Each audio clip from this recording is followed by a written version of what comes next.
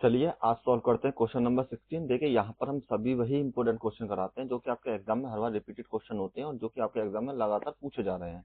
इसी के बेस पर आपको कोई एग्जाम पेपर में सारे मल्टीपल चॉइस मिल जाएंगे।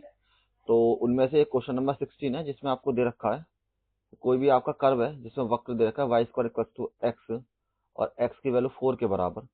तो एक्स अक्ष के बीच में छायांकित क्षेत्रफल का प्रदत्त कीजिए। तो if a region of shade area of shade region bounded by the curve दे रखा है आपको वाई स्क्वायर माइनस के इक्वल टू एक्स और एक्स की वैल्यू 4 के बराबर। तो आपको एक्स एक्सिस पर जो एरिया बनेगा वो आपको बताना है। देखिए आपके पास जो एरिया का फॉर्मूला होता है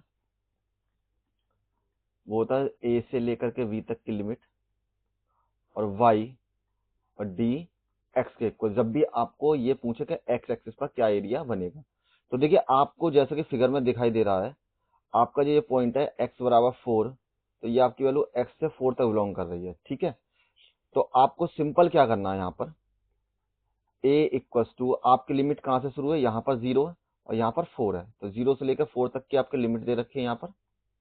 और अगर आपको y की वैल्यू चाहिए इस कर्व के लिए तो y की वैल्यू आपको यहाँ से निकालनी पड़ेगी। आपको गिवन है Y square equals to X, तो y बराबर आपकी वैल्यू ये अंडर रूट एक्स के बराबर और इस वैल्यू को अंडर रूट एक्स कह सकते हैं और ये आपका dx सेम टू सेम हो जाएगा। अब आपको इसको इंटीग्रेट नहीं करना, सिंपल यही बताना कि कौन सा आपका एरिया होगा।